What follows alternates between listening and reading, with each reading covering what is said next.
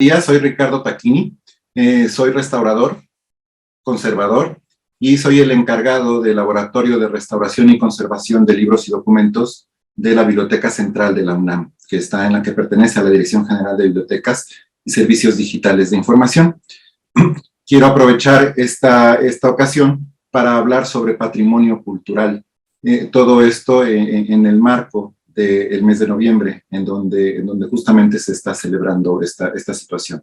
Bien, en ocasiones es reiterativo el decir que hablamos sobre patrimonio cultural y muchas veces damos por hecho que lo entendemos. Sin embargo, entender qué es el patrimonio cultural, hacerlo de manera más sencilla, lo podemos llevar a la vida diaria. Por ejemplo, el patrimonio es aquello que estamos, voy a decirlo así, acumulando, aquellos bienes o aquellos objetos que en su momento pretendemos heredarlo a nuestros hijos, a nuestros familiares, y que ellos tendrían que cuidar para heredarlo más adelante. Lo mismo sucede con el patrimonio cultural.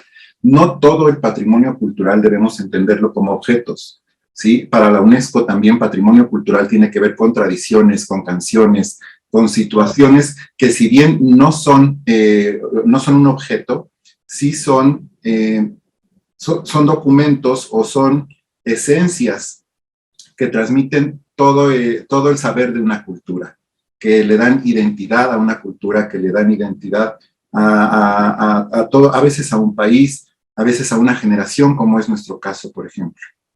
Este patrimonio lo heredamos del pasado, tenemos la obligación de cuidarlo en el presente, seguramente lo estaremos utilizando en el presente y a veces por eso es que pasa desapercibida su conservación, pero debemos tener la conciencia de que en este presente, en este lapso de tiempo en el que coincidimos con este patrimonio, nosotros debemos conservarlo para poder heredarlo al futuro. A mí me gustaría hacer un ejemplo o dos ejemplos un poco más objetivos. Uno de ellos es este, mira, yo tengo aquí, voy a dar la espalda un momento, perdón que lo haga. Tengo aquí en este capelo este objeto.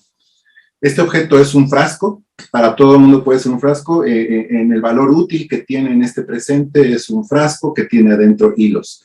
Para mí, tiene un valor estimativo. Es uno de los costureros de mi abuela, es el costurero que ella utilizaba. Entonces, aquí ya Ricardo le está dando en este tiempo un valor estimativo. Mi abuela le dio un uso, le dio un valor utilitario. Es un conjunto de objetos, son hilos, vemos agujas, algunos repuestos de plumas atómicas que tenía, una medicina que incluso creo que ya ni se utiliza, pero pues bueno, ya no se usa, pero está esta presentación. En la tapa vemos que dice Chocolate Express. Este objeto ya entonces es un objeto que ha trascendido en el tiempo, que yo he procurado cuidar y que evidentemente me va a superar. Es decir, cuando yo muera y ya no esté ya no sea parte de mi colección, este objeto va a trascender. Yo tengo la obligación entonces de cuidarlo y de protegerlo en este momento, en este lapso de tiempo en el que estoy coincidiendo, para que más adelante se herede a otras generaciones. Tal vez el valor cambie, tal vez ya no sea el valor estimativo que yo le estaba dando, ya no es el valor utilitario que le daba a mi abuela, en el que lo abría, tenía sus hilos, tenía cosas que usábamos todos los días. Seguramente en el futuro tendrá un valor histórico y además estará aportando información. Ya no van a saber, tal vez porque no lo registre, que era parte de la colección de Ricardo Tacchini, que eran los hilos de su abuela, que era el costurero de su abuela, pero llegará alguien que dirá, mira, esto es un frasco de una técnica de manufactura del siglo XX, se usaban tapas de hoja de lata, y aquí dice Chocolate Express. Vamos a ver qué es el Chocolate Express, en qué momento se utilizaba. Ah, pues en los años 20, en el siglo XX, y por ahí se dejó de utilizar hasta 1950 aproximadamente. Tenemos algunos hilos, vamos a ver la textura de los hilos, vamos a ver también la técnica de manufactura de estos hilos, la torsión que tenían. Tenemos aquí algunos repuestos, vamos a ver de qué tintas eran estos repuestos, para qué tipo de plumas eran, el medicamento que está aquí adentro, cuál era el medicamento, si todavía se utiliza. Estamos hablando de un historiador en el futuro que va a ver este objeto, ¿sí? El hecho de que yo haya conservado este objeto casi con todas sus particularidades esenciales, voy a decirlo así, como nació, permite que en el futuro sea un documento para un historiador. Lo mismo sucede con los objetos del patrimonio cultural. Es decir, los heredamos de otra generación, les hemos dado un valor, tal vez esta generación les daba un valor de uso, un valor utilitario, nuestra generación les da un valor estimativo, o por algo los estamos cuidando y debemos heredarlos hacia otras generaciones. No sabemos si más adelante estas generaciones le den el mismo uso que nosotros, pero lo que sí sabemos es que de esa manera vamos a trascender en el tiempo, ¿sí? Nuestra identidad cultural va a trascender en el tiempo también. ¿Qué hacemos los restauradores de patrimonio cultural? Les dije al principio que yo soy un restaurador de patrimonio cultural. Nuestro deber es justamente identificar este tipo de objetos. Hay que recordar que estamos hablando de patrimonio cultural material. El patrimonio cultural intangible, como el que mencioné, las canciones, las tradiciones, es tema aparte del que seguramente en algún momento platicaremos. Lo que nos trae ahora es patrimonio cultural material, los objetos. Ya vimos, por ejemplo, el frasco de mi abuela. El hecho de que yo lo conserve dentro de un capelo ya implica que estoy teniendo alguna intervención sobre él para que trascienda en el tiempo. Pero quiero ejemplificarlo un poco más con libros. Voy a utilizar otra cámara de aproximación para que los veamos. Tenemos aquí dos libros que en su momento tuvieron un valor utilitario. Todos sabemos para lo que sirve un libro. Los vamos a llamar, o los denominamos libros antiguos, por ejemplo. Y estos libros antiguos han trascendido ya en el tiempo, es decir, tienen una técnica de manufactura de siglos atrás y están deteriorados. La intervención del restaurador debe justamente procurar que la materialidad de estos objetos permanezca intacta para trascender en el tiempo. Esto quiere decir que, por ejemplo, este libro es un libro del siglo XIX que me está aportando información, que me está diciendo que es una encuadernación media en piel y papel. Me da también la información sobre el tipo de papel que se utilizaba, un papel decorado que se hizo en el siglo XIX, una piel tratada de cierta forma, que también se utilizó en el siglo XIX, la manera en la que está cosido este libro, la manera en que está impreso, todo eso me está dando una información. Esta información se perdería si el libro no se restaura, pero restaurar un libro o restaurar un documento o restaurar patrimonio cultural, objetos de patrimonio cultural, no implica dejarlos como nuevo. Podríamos pensar que la labor del restaurador es justamente dejar como nuevo este libro, como cuando nació, y no es así, porque entonces estaríamos creando un falso histórico. Volvamos al frasco de mi abuela. El valor estimativo que yo le estaba dando se va a perder en el tiempo a menos que yo deje escrito que ese tenía un valor estimativo. Pero quien llegue en el futuro va a empezar a ver la materialidad del objeto. Y en el caso de los libros, si yo aquí digo, bueno, este libro en el lomo ya está medio maltratada la piel. ¿Qué tal si mejor se la cambiamos por una nueva y que se vea más bonito? Estaría alterando el documento, estaría alterando el objeto y entonces pierde un valor. No deja de ser patrimonio cultural, eso es cierto, pero sí corro el riesgo de transmitir un falso histórico a otras generaciones del futuro. Es decir, si yo cambio este lomo y lo pongo como nuevo, con una piel más bonita, con una piel incluso tal vez más fina, se verá bien el objeto, pero lo que vamos a hacer es crear un falso histórico. Porque entonces quien en su momento en el futuro haga un estudio sobre la materialidad del objeto va a decir, ah, mira, esta piel es del siglo XXI. Sí, pero la técnica de manufactura ya no es del siglo XXI, es del siglo XIX. Entonces estaríamos ahí teniendo una discordancia. La labor del restaurador es que este libro vuelva a tener la forma que tenía en su momento, que tenía cuando nació, pero que no se vea como nuevo. Que la intervención que nosotros hagamos como restauradores sea reversible, que un restaurador en el futuro pueda eliminar esta intervención si es que ya hay algún método mucho mejor que el que nosotros usamos ahorita para conservarlo y que garantice su trascendencia en el tiempo. Vamos a registrar también, esa es una labor del restaurador. Por ejemplo, aquí tenemos un endoce que está hecho con papel reciclado. Este endoce también nos estaría dando una información y hay que aportársela al historiador del futuro. No quiere decir que él vaya a destazar el libro para poder ver qué es lo que hay dentro, pero sí que nosotros le dejemos un registro de qué es lo que encontramos.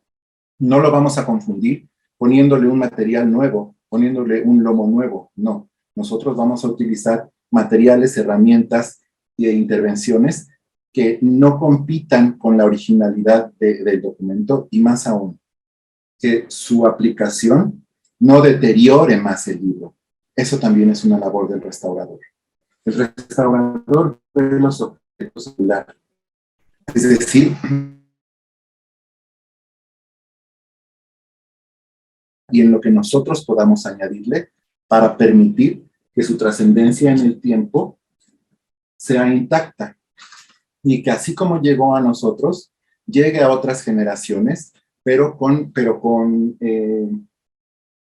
un cuidado especial en el que estemos conscientes de todos los objetos que integran a un mismo objeto, de que así como decía, así como nació, va a trascender y no vamos a añadir. Por ejemplo, vuelvo al frasco de mi abuela. Para que se vea más bonito le pongo un listón. Sí, pero ese listón que yo le estoy poniendo ya está alterando históricamente el objeto como era en un principio. Y entonces ya estoy dando una información errónea al futuro de cómo nació el objeto. Posiblemente ese listón va a envejecer y dentro de 300 años ya no se va a notar tanto si era o no parte original del frasco. Y entonces estaría creando un falso histórico. Este falso histórico es justamente lo que en ocasiones nos encontramos con algunas situaciones que se pueden dar cuando acudimos a personas que no son especialistas en restauración. ¿A qué voy con esto? Pongo nuevamente el ejemplo de los libros. Tenemos libros antiguos y para que se vean bonitos, los mandamos a reencuadernar. Y al reencuadernarlos, eliminamos la cartera original, eliminamos elementos originales que pudieron aportar información hacia el futuro sobre la técnica de manufactura del objeto. Nos estamos llevando ahí parte de la información histórica. Esa es la labor de un restaurador, el tratar de conservar en todos los aspectos la materialidad del objeto, el que las futuras generaciones hereden también la técnica de manufactura o que puedan leer la técnica de manufactura que tenía el objeto sin que éste se altere. Tenemos también la consigna de procurar su conservación en cuanto al almacenamiento o en cuanto a la exhibición. Es decir, tomar en cuenta todos los aspectos del ambiente, tales como temperatura, humedad relativa, la luz, y que todos estos no incidan de manera negativa sobre el objeto, que no lo envejezcan, o que lo envejezcan de manera más paulatina o retardada, porque a fin de cuentas eso va a suceder. Pero que no, por ejemplo, por exponer un libro, le pongamos un montón de reflectores para que se vea bonito, porque justo en ese momento estamos favoreciendo el envejecimiento acelerado o el deterioro de este libro. Voy a otro ejemplo que podrían ser los cuadros en los museos. O los muebles incluso de un museo. Si estos muebles hubieran sido intervenidos, que la mayoría de las veces sucede, por manos no expertas en cuanto a restauración, estas manos no pueden evitar el hecho de agregar o de poner añadidos en estas intervenciones. Un mueble del siglo XIX que nosotros enviamos a un ebanista con toda la mejor intención, eso es cierto, ¿sí? No es que pretendamos quitarle valores, porque no lo sabemos. Pero si lo mandamos a un ebanista, este lo va a lijar por completo, tal vez de él salga a ponerle un barniz especial para que se vea más bonito, pero entonces toda la técnica de manufactura que tenía este mueble del siglo XIX, por así decirlo, se va a perder. Ya no vamos a dar esta información histórica hacia el futuro. De ahí que debamos tener la precaución de que toda vez que pretendamos hacer un diagnóstico de una colección, que pretendamos que tenga esta trascendencia hacia el futuro, debemos acercarnos a un restaurador, a un conservador, a un especialista que ha estudiado justamente una carrera que tiene que ver con esto y que sabe perfectamente qué es lo que hay que hacer para no alterar el documento, para no alterar el objeto. Por eso es que les decía en un principio que al ser un restaurador de patrimonio cultural material, nos dedicamos a esta situación y que el patrimonio cultural intangible, como las canciones, etcétera, es este mapa. Yo espero, para dejarles ya un mensaje final, que de ahora en adelante tengamos esta conciencia de la importancia que tienen los objetos, a pesar de que los estamos utilizando en el presente, a pesar de que para nosotros son cotidianos. Hagan ese ejercicio. ¿Qué tan cotidiano es un objeto que estoy usando ahora? ¿Sí? El florero, el libro, etcétera. ¿Y qué tanto quiero que trascienda en el tiempo? Saber que ese cuadro que vemos en el museo, en su momento, fue un cuadro que alguien tuvo dentro de su colección y que le dio un valor de uso, lo tenía decorando, por ejemplo, en su casa. Y que hoy por hoy le hemos dado una trascendencia histórica y que está por eso en el museo. Que ese objeto que nosotros tenemos tal vez en la vitrina y que va a trascender, debemos procurar su conservación. Eso estamos hablando a un nivel doméstico, a un nivel casero. Pero cuando estamos hablando ya de instituciones, la cosa se pone más seria. Porque entonces, si como institución tenemos resguardo o tenemos la consigna de procurar la conservación de objetos culturales, entonces tenemos la obligación de que estos trasciendan en el tiempo de la mejor manera y de que nuestro paso en su vida no los altere, para que las futuras generaciones reciban completo el mensaje, que reciban completo el objeto, que sepan dilucidar mediante un diagnóstico qué es lo que lo integra, sin que nosotros hayamos alterado, sin que nosotros hayamos puesto algún material que elimine este valor histórico. De ahí entonces también la importancia de que se integre a un conservador, a un restaurador, en todos estos proyectos que tienen que ver con el patrimonio cultural material.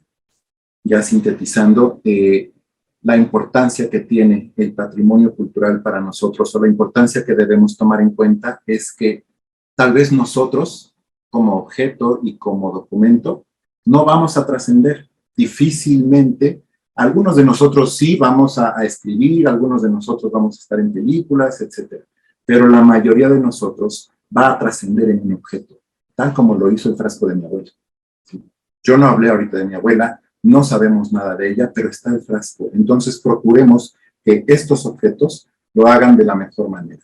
Recordemos que por ser la generación que está en este momento conviviendo con estos documentos o con estos materiales en el tiempo, tenemos la obligación de asegurar su integridad física para poderlo heredar a otras generaciones. Eso es el patrimonio cultural, lo que nosotros estamos heredando a otras generaciones para darles las pistas, por así decirlo, de cómo fuimos, de qué hicimos, de qué teníamos, cómo lo manejábamos, qué utilizábamos. De lo contrario, entonces, esto se va perdiendo en el tiempo y también desaparecería la identidad que nosotros tenemos en este momento, la identidad cultural que nosotros tenemos en este momento.